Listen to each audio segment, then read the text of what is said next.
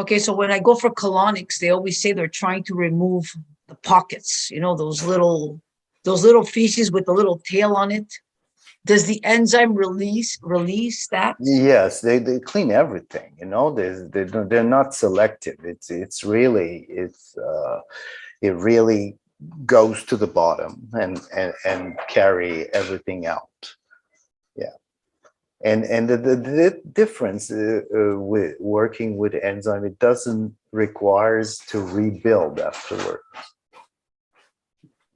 Okay, because the processing is not about just sweeping out or stripping off what is there, but is to complete the digestion that didn't occur in the first place. And among the ingredients we put some prebiotics and probiotics in it. So it's all happening all at once. If someone would have like intestinal issues, okay, in the first place, then they need to pursue, because it's not a one-shot deal. When we talk about issues, we should not think that this one-day cleanse is a magic pill. This is a wrong thinking. We've been conditioned for that. You take this, you have high blood pressure. You take this pill, tomorrow you don't have high blood pressure. You have diabetes.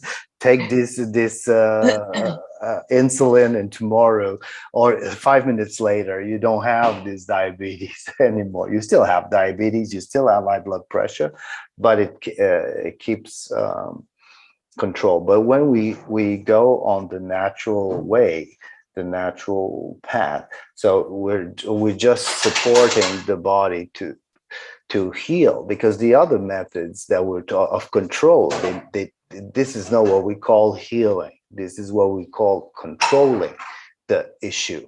Okay, protecting the body, the person from dying or from having like a major problems if it's not controlled. So it has its function to do that, but it doesn't heal. It doesn't heal, and there's only the body can heal itself. So the natural medicine is to help the body to do its job. So you cleanse it, and you support it, you nourish it, you increase the vibration. And then the body, when it has the space and the power, it will go back to, it knows what to do. There's too many things to control in a human body, to pretend that we can overrule it.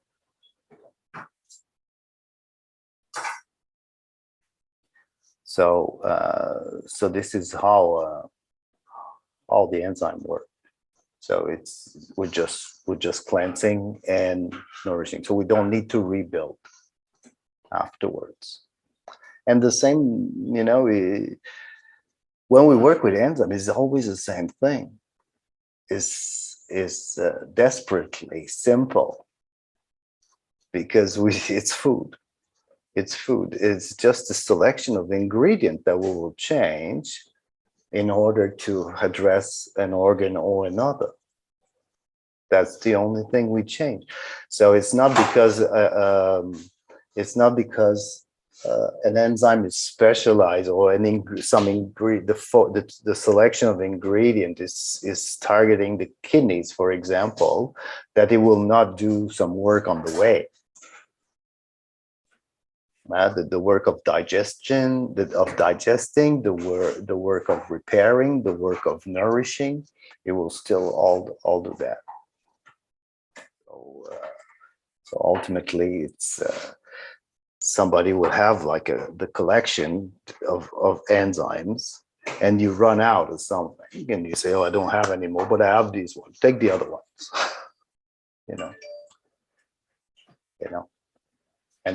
And get the other one that is more specialized if you're targeting the blood and lymphatic system, for example. Okay, then you will have this one that that you like to keep, because you like the taste, and because that your lymphatic system needs it. because one of the major change that happens with this new technology is that cleansing is not a matter of twice a year anymore. We can cleanse on a daily basis. We just add it to our diet, and it's kind of amplifying or adding some of these little Pac-Mans in the system. Just keep cleansing. So it's integrated.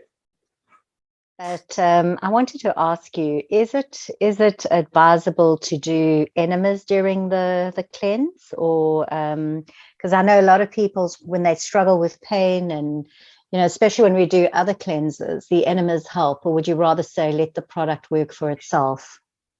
Normally, yes, but if, for example, you stuck with gases, or you the day after the plaque just start to come out, then a little enema will help. Definitely. Great. It And just triggers, it triggers the outcome, because there's the when we cleanse, when we're holding plaque or we have constipation, there are some reason, there's some holding back not happening only at the physical level. There's some holding back also at the emotional level that is unconscious. We don't realize. If we were conscious, we would not be constipated for a long time. Because as soon as something becomes conscious, the body processes it very quickly. Okay, and the body and the mind process that very quickly. But as long as it stays in the blind spot, then we don't realize that we are actually behind the constipation, behind the holding. So the power of the enzyme go in those layers and really trigger those things, and it can be amplified. There's some people who are not constipated, and the day after they are, the day that the plaque doesn't come out, and these people are very have steady bowel movement. It's because it touched something in the body, the unconscious. The unconscious just say, "What is that?" And they're holding without noticing. Sometimes it just requires a little push, and the enema would do that. All right, and the enema, would we no lemon water? Would we just do plain water? Because with some of us, we use lemon, we use different concoctions, herbal. So do we keep it as natural as possible? Lukewarm water and nothing else? Or? Yeah, actually, the idea of this is to trigger the release. Mm-hmm. It's not really to cleanse or to wash, though. And I'm not saying that you need to inject like I don't know, a gallon of it. Just I tell the people, just inject 250 ml. Sometimes it's just an unplugging. That's what it is. Exactly. Yeah, it's just to trigger the movement. If you want to have like a proper flush of your colon once in a while, yeah, sure, there's no contraindication about this. It's just not necessary. It's not necessary to have it. It's just oftentimes it's nice to get this confirmation that it's clean, that the enzyme did the job, but or you will see that there's not much that will come out.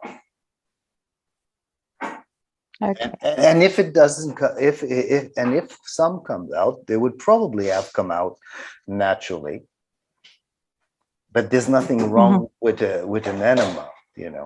Enemas are great. There's nothing wrong with enemas. thinking, when somebody has any kind of gastroparesis and the bowel's not working properly, they get told not to take fiber. So because fiber exasperates the condition. In fact, when we use herbs as a detoxifier, sometimes their belly swells. I've seen that often, that the belly gets almost double the size. Is this something that could happen to somebody with, I'm not asking for myself, but I'm asking in future when I give it to clients, is it something that could happen to them that they swell, their belly swells, or they get, the fiber blocks them up, to put it that way? Well, I'm not sure that it's a matter of blockage. I think it's a matter of fermentation. Okay, and it creates lots of fermentation and gases. So pretty much all bacterial imbalance of the gut, can be candida, albicans, or the different types of imbalances, SIBO or things like that. It can create a lot of fermentation, and this is very uncomfortable. And this is, in those cases, with the experience I have over the last years, I got to understand, because reading about candida and what is suggested as a treatment is actually not a treatment. It's actually just the means to avoid feeling the symptoms. So they will tell the people, don't take fermented food, don't take sauerkraut, don't take miso, don't take, those things. Don't take sugar, don't take fruits. How can you live like that? Doesn't make sense. And it doesn't resolve the problem. It avoids the problem. No, the problem is still there. So what I understand, when what is the root cause of those bacterial imbalance is most likely, again, because of the liver. Because the liver, like, first of all, normal Westerners, we have a very acidic diet. Okay. Meat-based, lots of sugar, lots of bread, pasta, lots of acidifying food intake. This is one thing. In a normal case, it will go and it will pass, and people will get fine with it. The body will find its way out. Or to avoid that, keep the balance. But when the liver starts to clog, then the real imbalance starts to occur, because the liver is secreting the most alkaline substance inside the digestive tract. It's release that right after the stomach. The stomach is where the proteins are digested. Okay, if you eat meat, nuts, beans, everything that is protein rich is processed inside the stomach, and this requires very acidic substances. Okay, the digestive fluids are very acidic, pH 2, pH 3. It would burn the skin. Okay, so that's what it takes to break down the protein, and then it passes and it goes into the duodenum. This is where the bile is secreted. The bile breaks down the fat, okay, and also neutralize this acid that has been released in the digestive tract. It rebalances it. So if there's a problem with releasing, if the liver is clogged and there's a problem, and the liver does not release enough bile, so that means that there's an acidification of the digestive tract, and that's when most likely occur all these imbalances. Okay, all these imbalances, bacterial imbalances. You get on the acid side, and then there's imbalances. Okay, that bacteria grow into an acid environment.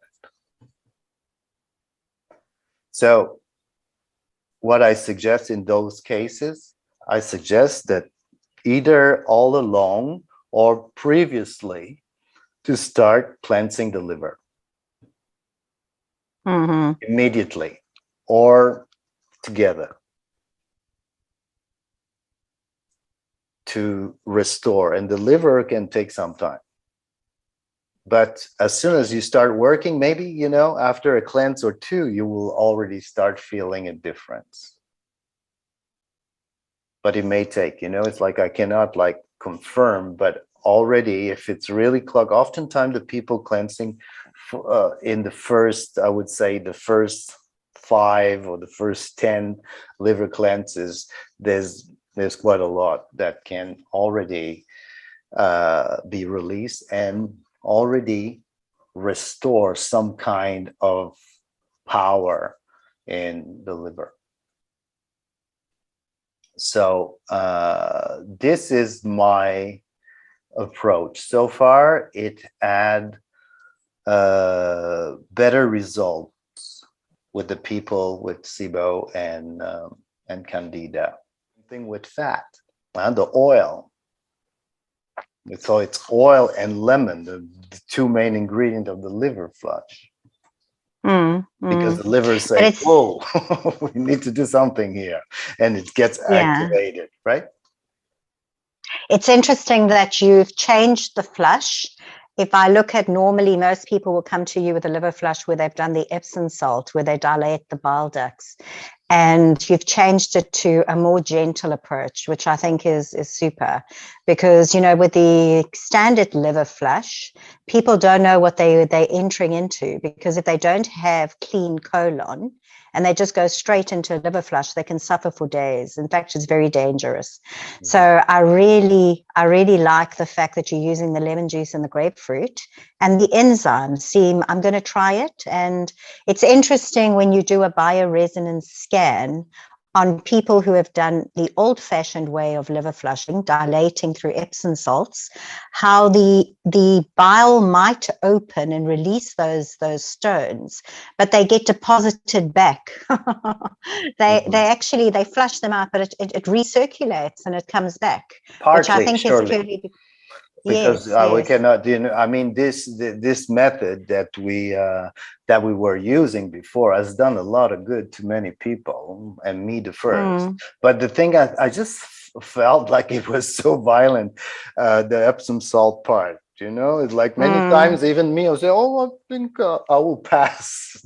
You know, there was so many times, and when I became like a detox center owner, I always like had my fingers crossed to see how the people would react, you know, how the dosage, how to dose that. It was very always like, there was always this little feeling of unsafe when I was doing it. We never had like major problem, but there's some people who really didn't feel good about it, and nobody liked it. Who liked to drink Epsom salt? I never met one. But you know, it's apart from bathing in them is beautiful, but drinking it can be very extreme. Yeah, it's a difficult process. But it's done a lot of good to many people, and actually our protocol has the 3 same elements. You know, to the previously you needed to prepare like with apple juice or apple cider vinegar for a week. Okay, so because of the malic acid, this is what softened the stone. So you take this for a week, and then the day of the flush, you open the ducts, as you say. Yeah, you kind of purge. because it's important. You need to purge, so you make sure that what will be released from the liver will not be reabsorbed in the digestive tract later on. So you need to really purge and open the ducts, and then you do the flush. So in what you will experience the same three type of product, but it's all enzymes. So you don't need to take apple for a week before. Just you take it on that day, and it's immediately absorbed by the system. And it's very concentrate. And the same thing, the sachet 1, 3, 7, and 10 are the replacement of the Epsom salt, which it has nothing to do with, it's also enzyme, but it has the same function to open the ducts and purge. So let me set you up for this. Okay, if you first you have 10 sachet or 9 now, because you've taken one on the evening of the cleanse, is the fiber crystal, isn't it? So now you will put all these sachets on your bedside table. Okay, on the bedside table, because this is the first thing you're gonna take in the morning as you wake up, and the last thing you're gonna take before sleep. So they're useless anywhere else in the house. Then you have 90 ml of liquid enzymes per day.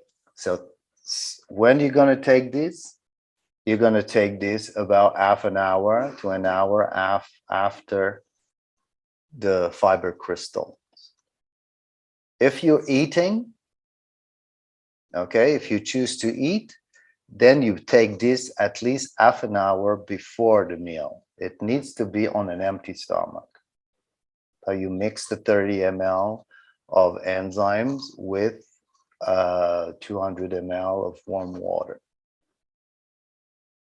Then you drink this. If you're eating, immediately after you take the quantum particle, the white sachet. Okay, this powder is digestive enzyme. If you don't eat, instead of digesting, they will be used as an anti-inflammatory. The bromelain is a very powerful anti-inflammatory. So it's great. It's great. That's why we include it during a cleanse. Even if people just don't eat, this is great for them. If there's any inflammation, this type of enzyme is great. Bromelain is very good. And this, you just cut it, and this will be a treat, and you just pour it in your mouth. It's very tasty. It's candy. It's a little candy. When we're fasting, it's a pleasure to have these ones. It's like a treat. It's the happy moment of the day. And this you will take twice a day as well. So you can calculate. You can have one like right after lunch or something like that, and another one or in the morning or after the dinner time, something like that. Okay, so the white is, well, you would take after a meal. If you don't eat, you still take it at this time. And then you have the black vacuum. The black vacuum, you take it, you can chew it. This is the second treat of the day. It tastes like cookie. Okay, it's very delicious, but it's not cookie. Okay, you just take one or two a day, and a kind of interval. So normally what we do with this, we take like an hour after the meal. So the liquid enzyme is like half an hour before the meal or more, and the black vacuum is about an hour after the meal normally. Okay, let's call it mealtime here. So this is the spectrum of enzyme you would take. Try to avoid taking enzyme in the evening. Okay, the liquid enzyme in the evening. You can take your second pill in the evening, but it may wake you up to go to the toilet at night, during the night. I try to avoid taking any type of enzyme outside of the quantum particle if I have dinner, and the fiber crystal before sleeping, because that will energize you too much, and it may affect your sleep. Okay, so the liquid enzyme, I try to avoid taking this in the evening. It's too energizing. It's like we don't take like our food supplements in the evening, right? Normally we take the supplements in the morning or the afternoon, something like that. So it's as simple as that. So what are the purpose of each? So the fiber crystal is for intestinal maintenance. Okay, it can treat, like, it can affect, like, if there's inflammation, it will take care of this. You will see that it will create some movement and you will want to go to the toilet. You will go to the toilet often this week. This is for sure. Okay, this I guarantee. I guarantee you're going to go to the toilet often. Even you may have to manage the pills, especially the black vacuum. So we say that the fiber crystal is kind of the daily maintenance of the intestine, and the black vacuum is kind of the daily maintenance of the liver and blood vessels. Okay, you will see the black vacuum, when it's the black vacuum acting, you will see like there's some oily stuff floating in the toilet, in the water. Okay, it really breaks down the fat.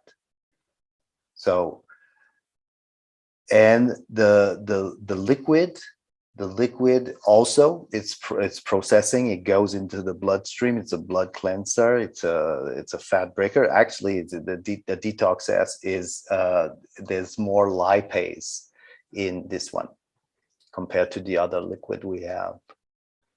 So it's, for the fat, undigested fat in the intestine, in the blood vessel, and the liver. You're going to work on both. And the black vacuum is the deepening and the pursuit of the liver cleansing and blood vessel cleansing.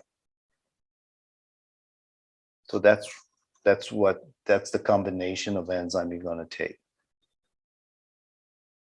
Normally the quantum particles is for digestion, otherwise it will stick for the inflammation. It will work on inflammation and your pleasure, because it's very tasty. Delicious. You know that this is the two main ingredients is pineapple and papaya. It's very concentrate. This is the way it's done.